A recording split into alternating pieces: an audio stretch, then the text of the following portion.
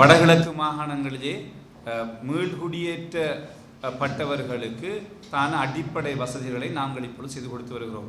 அதிமேதகு ஜனாதிபதி அவர்கள் எங்களுடைய அமைச்சுக்கு மிக தெளிவான ஒரு உத்தரவை பிறப்பித்திருக்கிறார்கள். இந்த ஆண்டுக்கு முன்பு சகல மக்களும் அவருடைய சொந்த இடங்களில் மீள்குடியேற்றப்பட வேண்டும் என்று. ஆகவே இவ்வாறு ஏற்கனவே சென்று மீள்குடியேறியவர்கள் தொடர்பான அறிக்கைகளை பிரதேச செயலாளர்கள் ஊடாக அரசாங்க அதிபரூடாக எங்களுடைய அமைச்சு பெற்றிருக்கின்றது.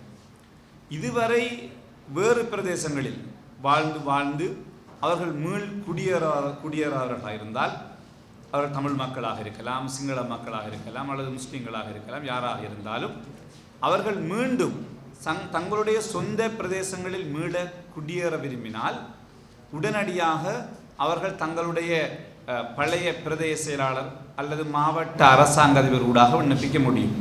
சில நேரங்களில் அவர்கள் தவறும் பட்சத்தில் எங்களுடைய அமைச்சுக்கு நேரடியாகவும் அவர்கள் விண்ணப்பிக்க முடியும்.